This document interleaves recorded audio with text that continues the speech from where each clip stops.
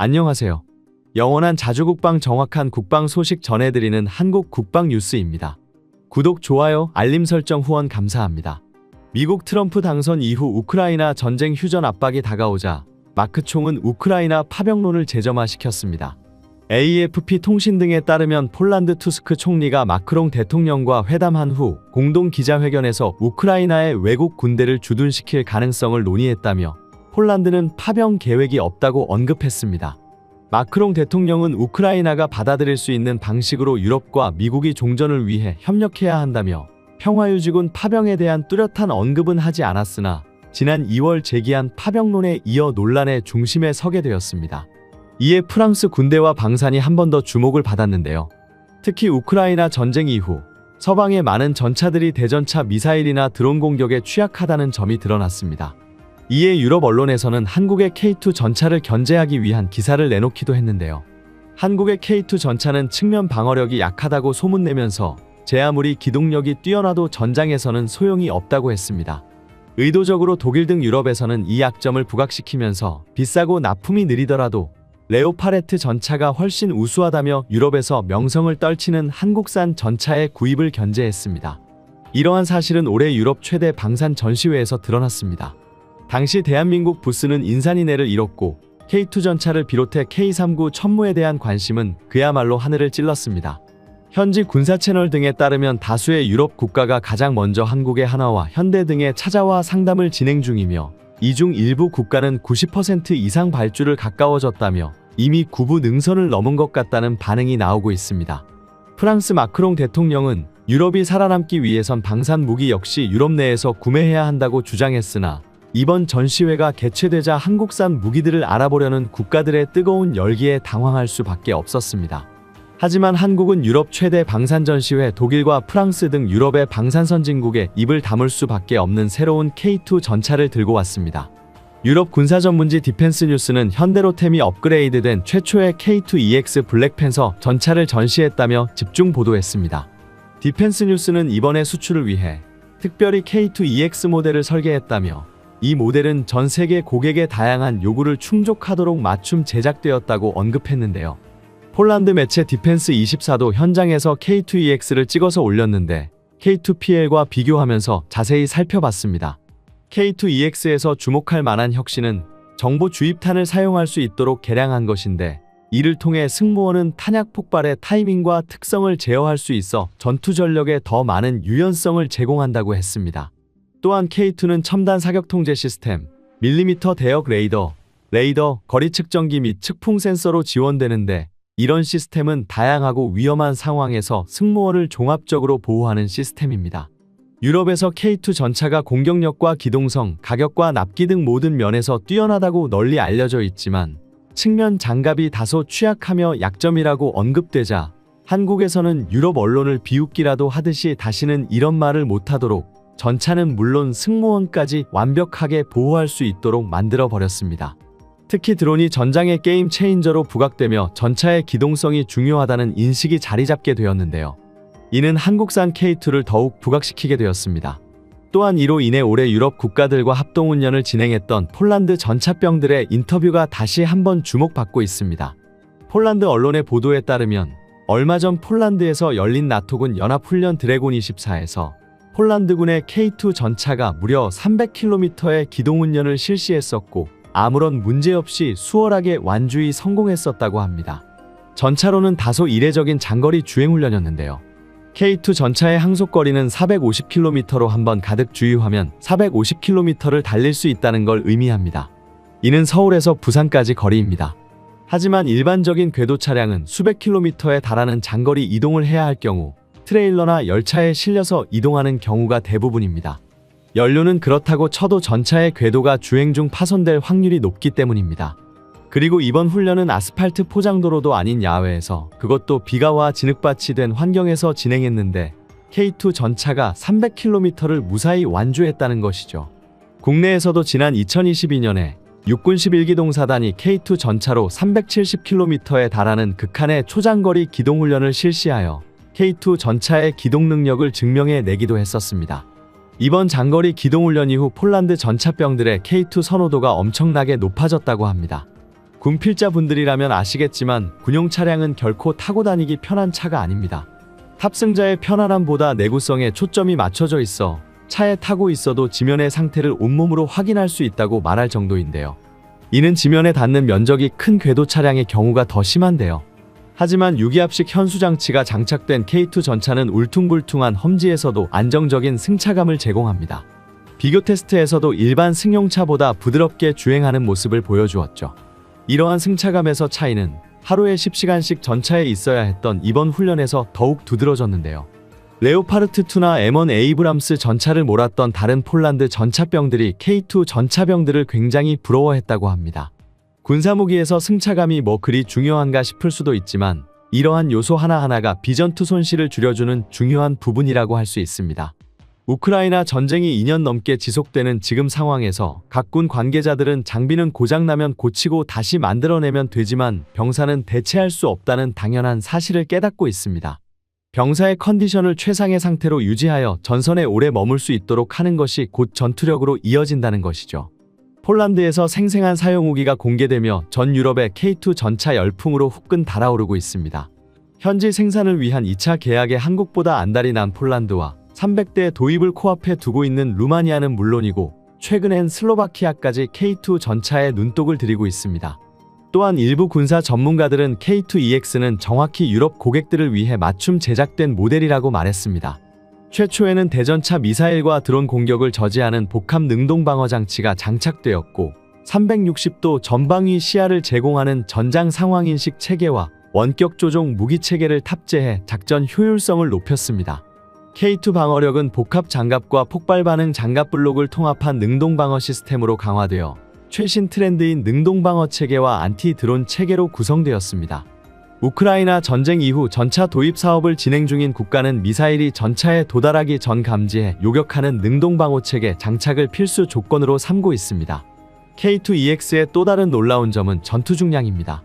디펜스 뉴스는 K2EX는 하드킬과 드론 방어 시스템, 원격 사격 통제 체제, 추가 측면 장갑까지 달하는데도 전투 중량이 60톤밖에 되지 않는다고 놀라워하고 있습니다. K2 전체 기동력은 그대로 유지하면서 공격과 방어력을 강화시킨 것입니다. 이러한 한국산 전차의 면모의 루마니아와의 계약도 성큼 다가왔습니다. 루마니아는 노후 전차를 대체하고자 250에서 300대를 구매하기 위한 프로젝트를 진행하고 있습니다. 이에 루마니아는 한국산 전차 계약을 고려하고 있으며 내년으로 가닥이 잡혀나가고 있는데요. 루마니아에서 K2 전차 실사격을 진행하며 수주를 위한 구매 협상 진행이 마무리 단계에 다가왔습니다. 지난 7월 루마니아와 계약을 맺은 K9 자주포와 레드백이 동일한 동력 시스템 등을 적용했기 때문에 유지 및 보수 강점을 내세워 계약의 구체적인 사항을 협의하고 있는 것입니다. 루마니아에서 두 번째 수출에 도전하고 있는 K2 전차가 루마니아 현지에서 포성을 울리며 질주하는 영상이 공개되었습니다. 지난 5월 루마니아 동부 훈련장에서 일주일 동안 현지 성능 평가가 이뤄졌었는데요. 이번 테스트에서 K2 전차는 전속력 질주 전속 후진 급선의 기동 중 사격 등 가능한 모든 주행을 선보였습니다. 루마니아의 탁 트인 훈련장에서 진행된 장거리 사격에서도 손색 없는 명중률을 보여주었습니다. 루마니아 군 관계자들도 K2 전차의 실성능에 크게 만족하며 이런 전차를 가지게 된다는 기대감에 들떴다고 합니다. 루마니아는 주력 전차로 옛 소련 시절 제작된 T-55와 이를 기반으로 제작된 TR-85 전차를 운용하고 있습니다. 이는 너무나도 오래되어 현재 러시아군을 상대할 수 없습니다. 우크라이나 전쟁이 시작되고 국방 예산을 4조 원이나 늘린 루마니아는 가장 먼저 전차부터 갈아치우기로 결심했습니다. 앞서 미국에서 M1 에이브람스 전차 54대를 구매했었던 루마니아가 나머지 300대는 미국산이 아닌 한국산을 선택한 것입니다. 루마니아가 에이브람스 대신 K2 전차를 선택한 가장 큰 이유는 바로 험한 지형에서의 돌파 능력이라고 합니다. 이번에 공개된 영상에서 K2 전차는 화려하게 달리며 사격하는 모습을 다양한 각도에서 보여주었습니다. 그런데 이런 화려한 장면들 사이에 갑자기 K2 전차가 제자리에 멈추어 앉는 장면이 들어가 있었는데요. 바로 K2 전차만의 특징이라 할 수 있는 반응동 유기압 현수장치로 전차의 차체를 낮추는 장면이었습니다. 이는 진흙과 같은 물은 장애물을 돌파하기 전 접지면을 늘리고 무게중심을 낮추어 험지 극복 능력을 높이기 위한 것이었습니다. 대한민국의 K2 전차는 유기압식 현수 장치와 더불어 1500마력에 달하는 엔진과 출력에 비해 가벼운 전차 무게와 더불어 K2 전차는 현존하는 전차 중 가장 뛰어난 탐지 돌파 능력을 자랑하고 있습니다. 하지만 기동성을 위해 무게를 줄여야 했고 이로 인해 방어력이 부족하다고 비판받기도 했었습니다. 실제로 K2 전차가 미국의 M1 에이브람스나 영국의 챌린저2와 같은 중전차들에 비하면 장갑이 부족한 것도 사실이기도 했죠. 폴란드에서도 K2 전차를 도입하며 방어력이 부족하다고 무게를 늘려도 상관없으니 더 많은 장갑을 둘러달라고 요구하기도 했습니다. 이번에 한국산 전차의 단점으로 지적되었던 점들까지 완벽히 보완된 것입니다. 대한민국 방산무기의 행보가 가히 놀랍습니다. 이제 국산화까지 마무리 단계인 K2의 향상된 성능에 유럽 전역이 박수를 보내고 있는데요. 최근 우리 군이 도입할 K2 전차에 국산 변속기가 장착되면서 전차의 심장이라 불리는 파워팩이 모두 국산화될 예정이라고 밝혔습니다. 방위사업청에 따르면 28일 제164회 방위사업추진위원회 회의를 열고 K2 전차 4차 양산 1500마력 변속기 적용안을 심의 의결했습니다. 기존에는 K2 전차의 국산 엔진과 함께 독일산 변속기가 장착되었습니다. 이로 인해 해외 수출 시 독일 정부의 승인을 받아야 하는 등의 번거로움이 있었지만 이제는 아닙니다. 2028년까지 생산되어 우리 군에 공급될 150대의 K2에는 독일산이 아닌 국내 방산업체 S&T 다이내믹스에서 제작한 변속기가 장착됩니다. 그동안 한국은 상당한 수준의 국산 변속기를 개발했지만 방사청의 기준은 너무나도 높았습니다. 그런데 최근 방사청 주관의 내구도 검사에서 1500마력의 국산 변속기가 까다로운 테스트를 통과했습니다. 이 중국산 엔진의 독일산보다 훌륭하다는 1500마력 한국산 변속기가 장착된다면 K2의 전체 기동력은 더욱더 강력할 것이라고 했습니다. 그렇기에 같은 경우는 국산 변속기가 내구도 검사에 대한 평가가 끝나지 않았는데 벌써 920억 원 상당의 국산 변속기 도입 계약을 체결했습니다. 이미 튀르키예 사막에서 펼쳐진 수천 킬로미터 실전을 통해서 그 성능을 입증했다고 인정한 것입니다. 한국산 파워팩이 완성되면서 튀르키예를 비롯해 이제 중동 국가들에게 엄청난 러브콜이 이어질 것으로 보고 있습니다. 이렇게 능동방어 시스템의 한국산 파워팩까지 완성되면서 K2 전차를 도입하려는 국가에서 발생하는 모든 문제점이 해결되었다고 말하고 있습니다.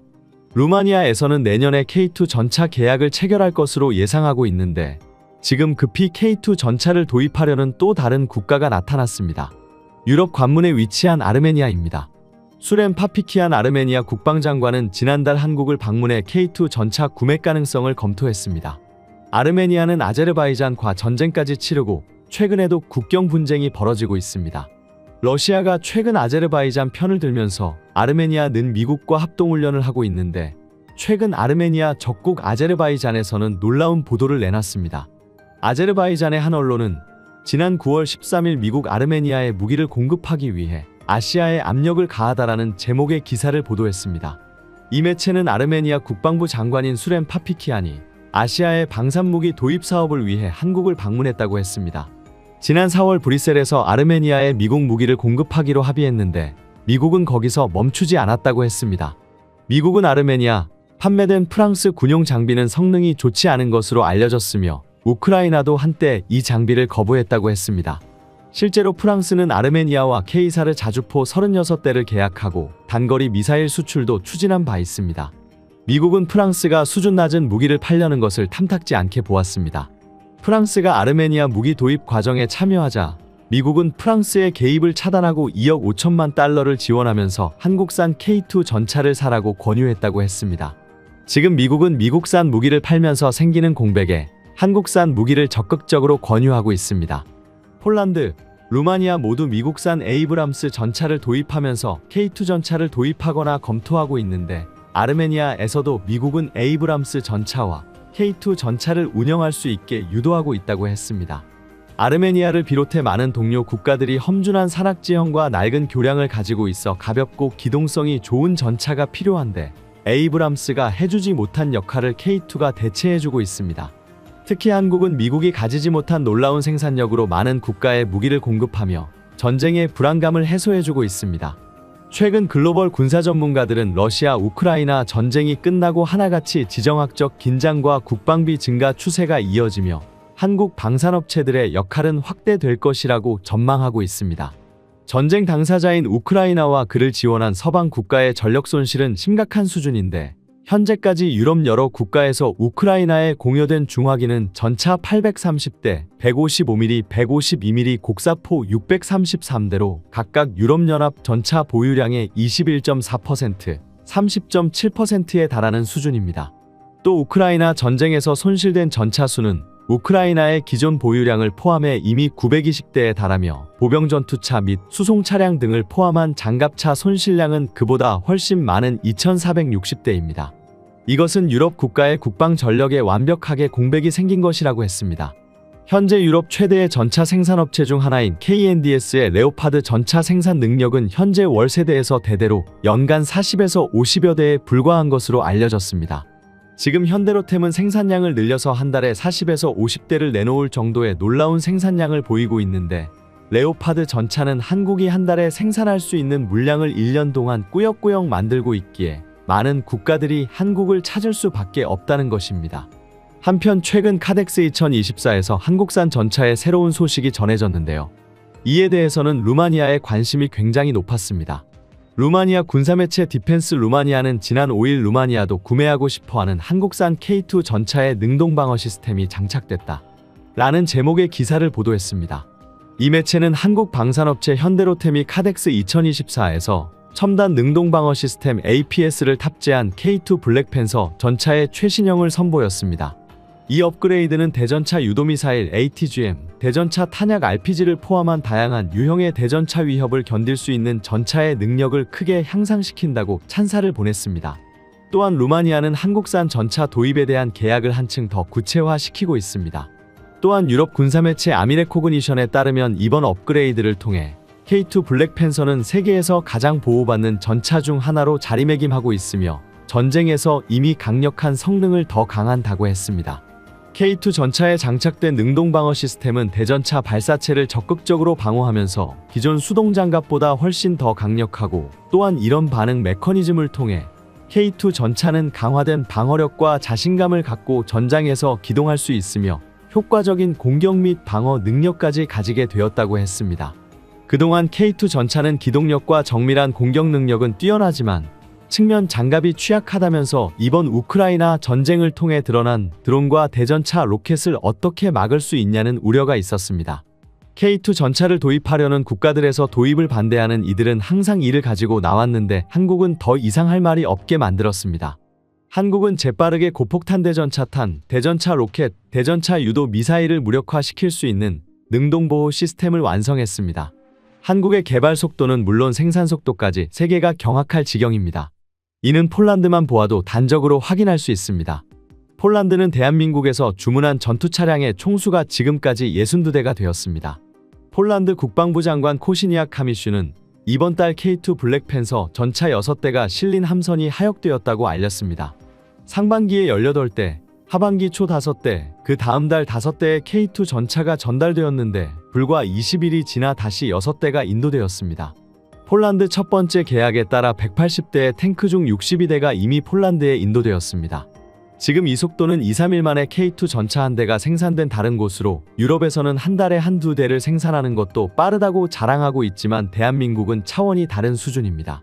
전 세계 유례없는 생산 속도로 폴란드는 물론 K2 전차를 도입하려는 국가들을 놀라게 하고 있습니다. 폴란드는 현대로템과 현지 생산에 대해서 협의가 길어지며 무산되는 게 아니냐는 관측도 나왔지만 지금 11월 본계약을 체결하고 오는 2026년부터 납품한다는 계획이 순조롭게 이루어지고 있다고 했습니다. 그동안 폴란드 현지 여러 방산업체가 K2 전자부품을 만들겠다고 달려들었으나 한국 측은 수준 이하라며 난색을 표하면서 중단을 선언해 무산될 위기에 처했습니다. 이에 파웰 베이다 폴란드 국방차관이 실무진을 데리고 한국을 찾아 한국의 기준에 맞춰서 협상하고 있는 것으로 알려졌습니다. 한국의 K2 전차는 폴란드의 초고속으로 1차 계약분을 인도하고 있고 지금 루마니아에 이어 아르메니아, 슬로바키아 등에서도 긴급히 K2 전차를 도입하려 하고 있습니다.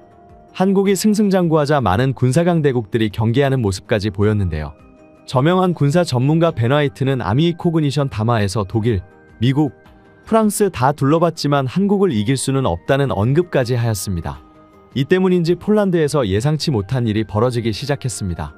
통상적으로 대규모 무기 수출 시 시행되는 대출 사업, 즉 수출국의 수출 금융 지원이 없는 일시불 현금 결제를 폴란드가 추진하고 있는 것인데요. 그 금액은 무려 5조 원에 달하는 수치입니다. 폴란드 입장에서는 한국의 금융 지원을 받는 것이 유리한데 갑자기 입장을 바뀐 이유가 궁금합니다. 이에 대해 많은 군사 전문가들은 궁극적으로 한국 무기가 지닌 현재 영향력 그리고 세계 다른 국가와 비교해서도 압도적인 우위에 있는 성능 때문이라는 분석 결과 내놓았습니다. 조금 더 상세하게 살펴보자면 최근 폴란드 정부는 한국과 폴란드 방산이 2차 계약의 일환으로 한화에서 K9 자주포 152문과 천무 72대를 구매하기로 하고 한국 수출입 은행이 아닌 유럽계 글로벌 은행과 자금 마련에 관한 협의를 진행 중인 것으로 전해졌습니다. 한마디로 EU 법인카드를 쓰겠다는 겁니다. 앞서 1차 계약을 체결할 때까지만 해도 한국수출입은행과 한국무역보험공사가 계약 금액의 80%가량인 100억 달러 규모의 대출과 보증을 지원해 주었습니다.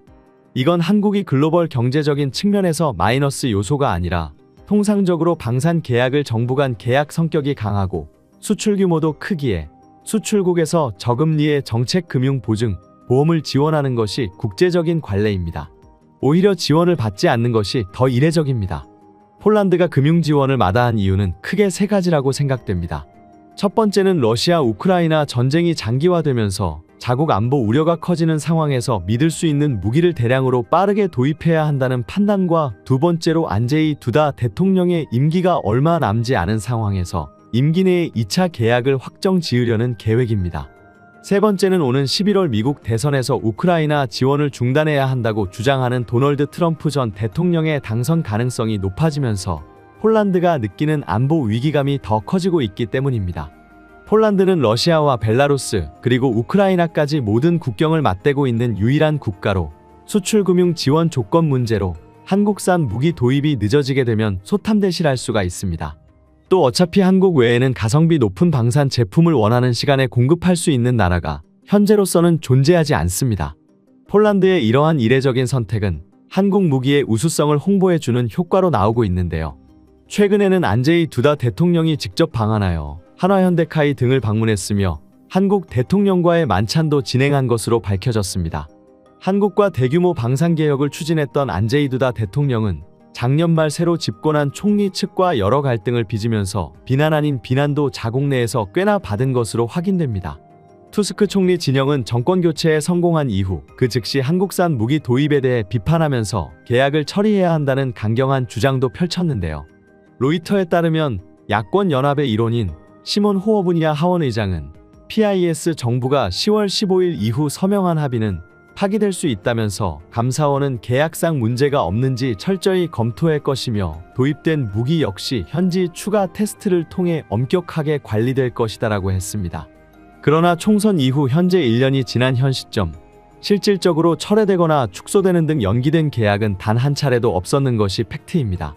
신정부의 까다로운 검증과 때로는 근거 없는 비방에도 불구하고 실운영자들에 의해 극찬을 받으면서 없어서는 안 될 무기직으로 자리 잡게 되었습니다. 폴란드는 현대로템과 K2 전차 2차 이행계약 진행에 적극적입니다. 구체적인 조건은 정해지지 않았지만 1차 때와 같은 180대가 유력합니다.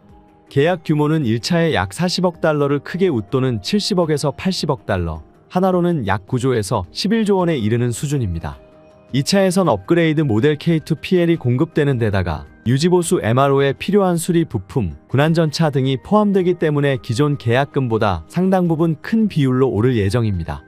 1차 계약에서 구입한 180대 외에 나머지 820대는 폴란드에서 생산하는 조건에 이번 2차 계약 물량부터 폴란드에서 생산하는 것으로 예정되어 있습니다. 자녀분에 대한 계약이 순차적으로 이루어지는 과정에서 MRO 수요도 확대될 것으로 보입니다.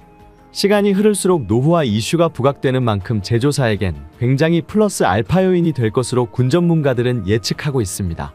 K2 전차의 수명 주기를 따졌을 때 30%가 제품 가격이라면 70%는 MRO 등 애프터마켓이 차지한다는 언급도 덧붙였습니다.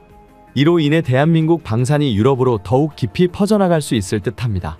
폴란드와는 크고 작은 정치적 이슈가 있었지만 결국 함께 걸어가는 군사 동반자로 그 위치가 높아지고 있습니다. 또한 폴란드가 한국산 무기를 구매하자 그 나비 효과로 유럽과 남미에서 대한민국 무기에 더욱 관심을 보이며 실제 계약 체결까지도 이어지는 경우가 생기고 있는데요. 이제 한국 K3 전차의 등장을 전 유럽이 예의주시하고 있습니다. 지금까지 한국 국방 뉴스 시청해주셔서 감사합니다. 구독, 좋아요, 알림 설정 해두시면 언제나 좋은 소식 전해드리겠습니다. 즐거운 하루 보내세요.